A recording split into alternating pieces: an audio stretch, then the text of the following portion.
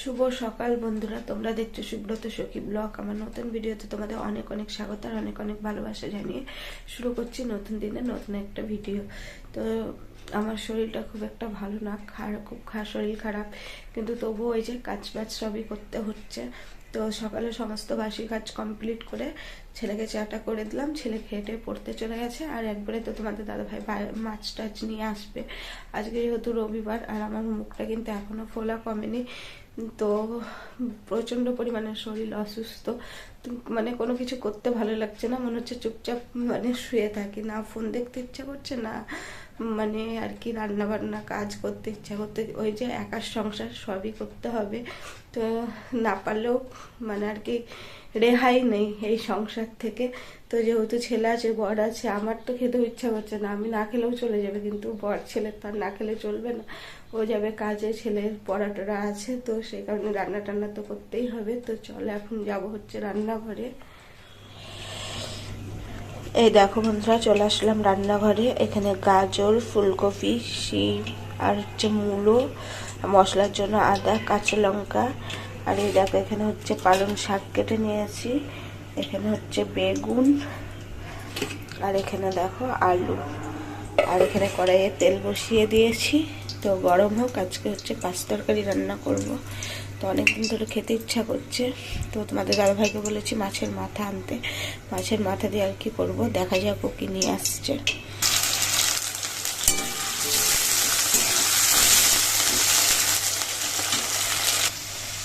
এই দেখো বন্ধুরা, আলুটা ভাজা হয়ে গেছে, আর এক এক করে সব সবজিগুলো ভেজে নেব।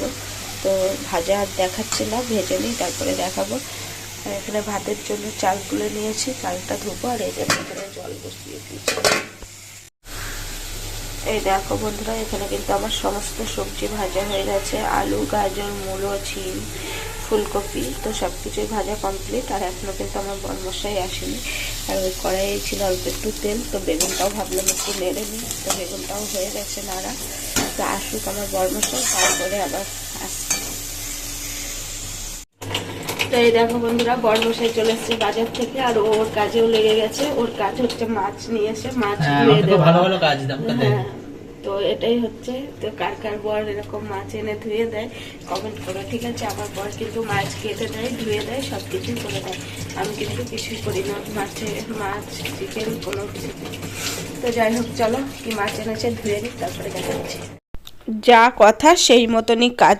বলেছিলাম যে মাছের মাথা আনতে, আমার বড়মশাই কিন্তু একদম মাছের মাথা নিয়ে এসছে, আর তার সাথে তো বাটা মাছ নিয়ে এসছে। আর মাছের মাথাটা আমি এখন ভাজা বসিয়ে দিয়েছি, আর তার সাথে অল্প করে তেলও ছিল। আর এই দেখো মাছের মাথাটা ভাজা হয়ে গেছে, তারপরে মশলা দিয়ে ভালো করে কষিয়ে যে সমস্ত ভেজে রাখা সবজিগুলো দিয়ে দিয়েছি, তারপরে কিন্তু পালং শাকটাও দিয়ে এখন হচ্ছে ভালো করে কষিয়ে নেব। আর এই যে এই সবজিটা খেতে যে এত ভালো লাগে আর এত টেস্টি হয়, তো তোমাদেরকে বলে বোঝানো যাবে না। তো এই হচ্ছে বাটা মাছ, আর বড় মাছটা হলে না, বড় বাটা হলে একটু কাঁটাটা বেশি থাকে, আর ছোট মাছটা কিন্তু খেতেও বেশি ভালো লাগে। এই দেখো বন্ধুরা, আমার কিন্তু চচ্চড়িটা একদম কমপ্লিট, এবার নামাবো। আর কি হয়েছে একটু বলি তোমাদেরকে।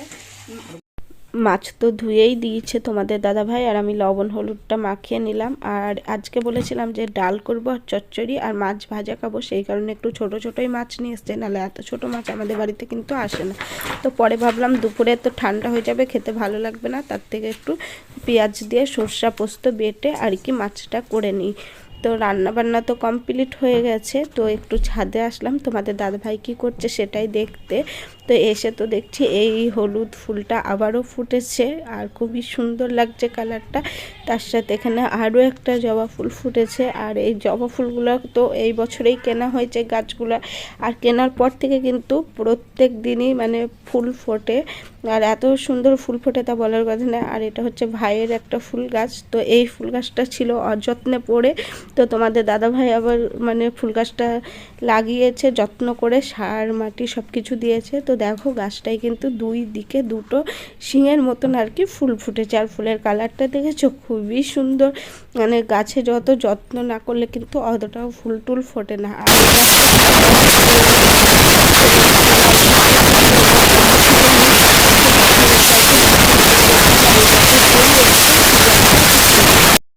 নিচে চলে আসলাম। এবার তো খাওয়া দাওয়া করতে হবে, কারণ তোমাদের দাদাভাই যাবে বাবুকে আনতে আবার দোকান। তো এই দেখো মাছ ভাজা রেখেছি 2 পিস, আর এখানে তো ভাত, আর এই হচ্ছে সর্ষে পোস্তর ফাইনাল লুক। আর এখানে হচ্ছে চচ্চড়িটা তো পরে ভয়েস দিচ্ছি খাওয়ার পরে, কিন্তু চচ্চড়িটা খেতে কিন্তু খুবই সুন্দর হয়েছিল। খাওয়া দাওয়া কমপ্লিট, আর বরমশাই চলে গেছে দোকান। তো একটু আর কি ক্যামেরার সামনে আসার টাইম পায় না আমার বরমশাই।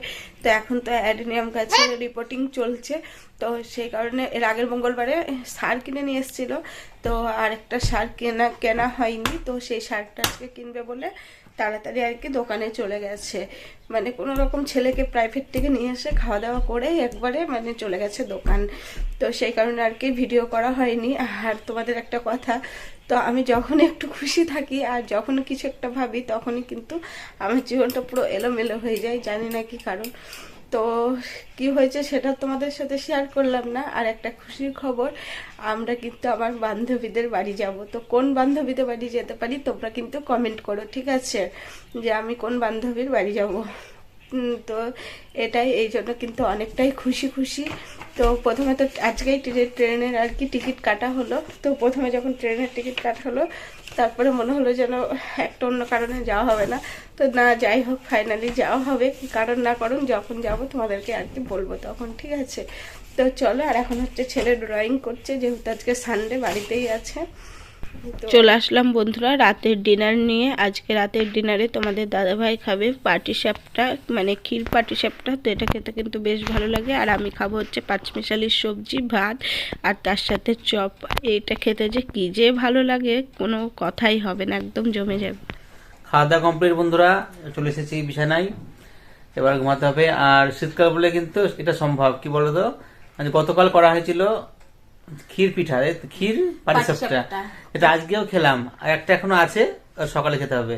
এটা গরম করা হলে খাওয়া যেত না, শীতকালে এই জন্যই এই জিনিসগুলো করা হয়, জন্য একদিন করে 2-3 দিন খাওয়া যাবে, তাই তো। আমার বান্ধবীরা এত ভালোবাসে, তো ওরা ফোন করে ফোনে দেখেছে, আর ফোন করে বলছে, না ফোনে দেখেনি, আমি কথা বলতে বলতে বললাম যে হ্যাঁ আমাদেরকে না দিয়ে একাই তোমরা খেয়ে নিলে করে, আবার যে তোমরা আসো তোমাদেরকে করে খাওয়াবো। তো ওরা এমন টাইমে আসবে তখন আর খাওয়ানো হয়তো যাবে। আর মানে এমন বান্ধবী পেয়েছে, সব দূরে দূরে বাড়ি, মানে গিয়ে চলে আসবো। তোমার কি নিয়ে যেতে বলেছে জানো? সেটা বলছি, পরে বলছি একদিনে গিয়ে ঘুরে আসবো, তারও উপায় নাই।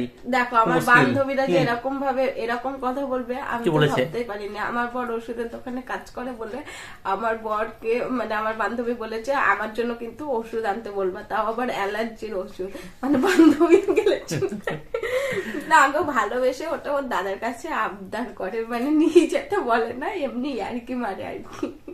আমার বান্ধবীরা ভীষণ ভালো, আমি ভালো না, আমার বান্ধবীরা ভালো, অনেক ভালো না, বেশি কে ভালো। সকালে সবাই ভালো না, এটা কোনো কথা নাই। হাতে ব্যথা গেল আর ফোন ধরতে। সকালবেলায় আবার মানে একটু যে কোনো কারণে একটু মানে মানে বান্ধবী হয় স্বাভাবিক, একটা আমার বরের সঙ্গে হয়েছে বান্ধবীদের কারণে। আমার বর আমাকে ফট করে উল্টে কি বললো জানো? তো বললো যে তোমার থেকে তোমার বান্ধবীরা অনেক ভালো, তোমার মধ্যে রাগ যেটা বেশি, কিন্তু তোমার বান্ধবীদের মনে কোনো রাগ নেই। মানে আমরা তো, আমার বান্ধবীর দেওরের বিয়ে হলো, আমার আর একটা বান্ধবী গেছিল, আমরা তো যেতে পারিনি। তো সেই কারণে আমার বরের সঙ্গে আমার একটু ঝামেলা হয়েছিল, আমি যাইনি, সেই কারণে যেতে পারিনি আর কি, সেই কারণে। কিন্তু আমার বান্ধবীদেরকে বিয়ের পরে আমরা ফোন করলাম, ওরা উল্টে কি সুন্দর করে আমাদেরকে বোঝালো, তাই না বলো? তো যাই, খুব ভালো মানুষ সবাই। আর আমার দুটো বান্ধবী খুবই ভালো, অনেক ভাগ্য করে বান্ধবী পাওয়া যায়। তো জানি না কোন ভাগ্যে বান্ধবীগুলোকে পেয়েছি, না হলে তোমরা কেন নজর দেবা না আর ওদের সম্পর্কে। তো ঠিক আছে, বান্ধবীগুলো দেখো 3 জনের বাড়ির কিন্তু অনেকটাই ডিসটেন্স, মানে এত দূরের বান্ধবী কোনোদিন হওয়ার কথাও নয়। তাও যাই হোক হয়ে গেছে, কিন্তু খুবই ভালো, মানে ওরা আমার বান্ধবী দুটো। ঠিক আছে বন্ধুরা, অনেক কথা বলে দিল বন্ধু বান্ধব সবাই মিলে। তো ঠিক আছে, আবার দেখা হবে নতুন ভিডিও, নতুন সকালে, মানে আগামীকাল। ঠিক আছে, আবার আগামীকাল আর দেখা হবে না, আবার বুধবারে দেখা হবে যদি পারি। ঠিক আছে, ঠিক আছে।